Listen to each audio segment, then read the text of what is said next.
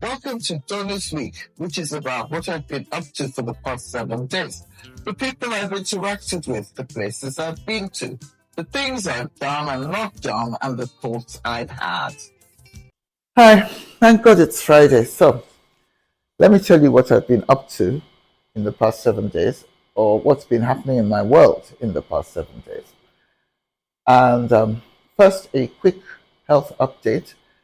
As regular viewers will know, my health issues have been dominated by the fact that I was diagnosed as diabetic back in April. And I was told there were a number of things I could do to control the situation and even reverse the diabetes. You know, one was weight loss, two was controlling the amount of carbohydrates like white rice and pasta and stuff that I ate, and three was exercise. So I've been really good with the carbs. I hardly ever touch pasta, rice, yams, potatoes. My blood sugar is down. Exercise has been compromised by the fact that I have arthritic knees, and I'm receiving treatment from a physiotherapist at the moment. It's very stressful.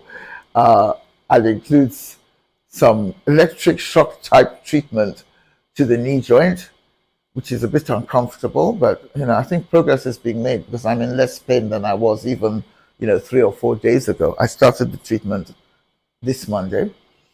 And then what's the other thing? So exercise, I'm doing a lot of upper body exercise because right now I can't do much walking or lower body exercise. And then the other one was weight loss. I'm afraid maybe partly because I can't do much exercise, my weight loss has been, it's kind of like plateaued. I lost about 14 kilos since April. I know I could have lost double that if I was more active, but hey, at least I'm heading in the right direction.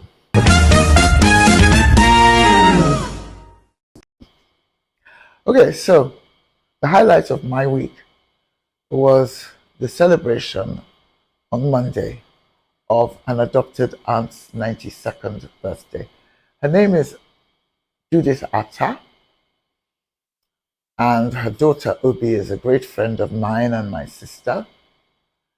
And I first met Auntie Judith when she was the Nigerian ambassador to Italy, at the precise moment when I got married in Italy.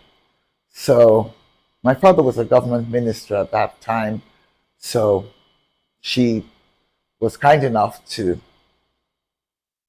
see us when we got to Rome with our group of friends and ready to tie the knot with Dominic, my ex-husband.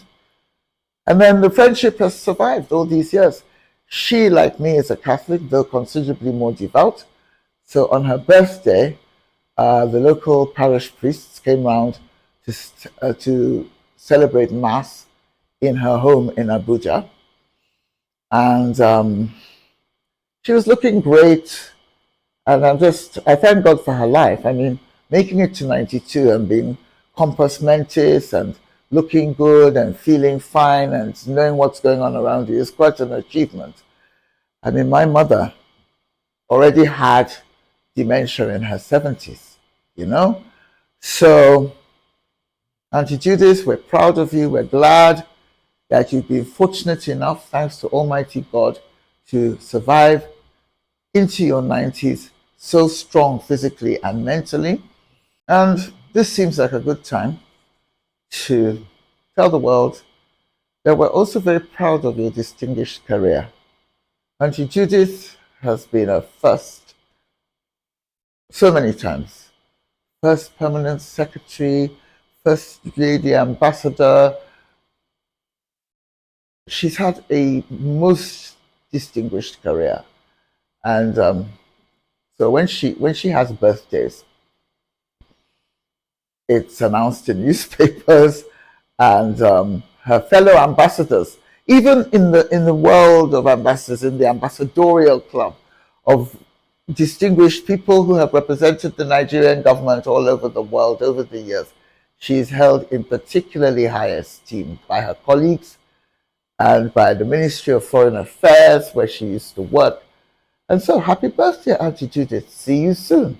So, the lowlight of the week was the death on Sunday of former Nigerian President Major General Muhammadu Buhari, a soldier who became a civilian head of state between 2015 and 2023. Yes. And why was it a lowlight? Well, not because I was one of his fans. I mean, he did have quite a few fans. But because his death brought out some really sad memories about the things he did wrong. For example, there was a movement called NSAS, where young people protested about various things that were going wrong in the society and were basically gunned down. And that was a real low light of Buhari's career and this country's history. So even though Buhari had some good points, for me this week was really about remembering these sort of high-profile mistakes that he made. Okay, so now for the section called Food for Thought, where I dwell on something that's made me think and I hope will make you think. Mentioning my wedding earlier on in this video made me realize how lonely life can be if your marriage doesn't work. I mean, the divorce statistics across the world are pretty alarming. And they're probably worse in America and the Western world than they are in a country like Nigeria, where people are more conservative and more likely to stick with marriages even if they're unhappy.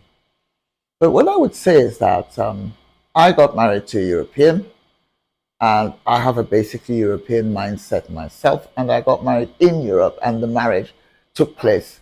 Most of the marriage happened in Europe, in London. And so I suppose you could say that the marriage and the divorce were conducted within the context of European values and the European attitudes, social attitudes. And I think, looking back, that we let go too easily. I think if we had been Nigerian, Dominic, my ex-husband, and I would probably still be together, because I meet couples today in Nigeria whose marriages are far worse than mine ever was, and yet they've been together for 40 years, 30 years, 25 years, whatever. So I think there is something, I totally understand people who don't want to live in imperfect relationships. But I think there needs to be a balance between the sort of dogged masochism of a lot of married people in Nigeria who are so utterly miserable together. The man has mistresses and girlfriends. The woman is just so unhappy. But will hang on. They will both hang on, even though the marriage is shit. But I think between that extreme and the other extreme, in Europe, in the United States, in the Western world, where people say, oh, no, this is not working, bye.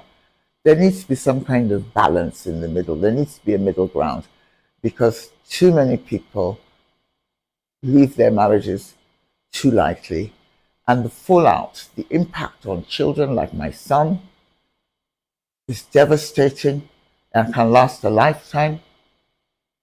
And then sometimes one or both partners never meet anybody else and wind up being lonely and alone in old age. And that is not a nice situation to be in. So if you're American or British or French or whatever, and you're ready to walk out of a marriage that isn't irredeemably awful, think again. Try and work on it. Try and stay within it. Try and make it work. And if you're Nigerian and you're stranded in a marriage that is irredeemably awful, then yeah, I think you should think about leaving. That's my thought for today, and I'd love to hear your marriage stories or divorce stories. So contact me with them if you have the time. See you next week.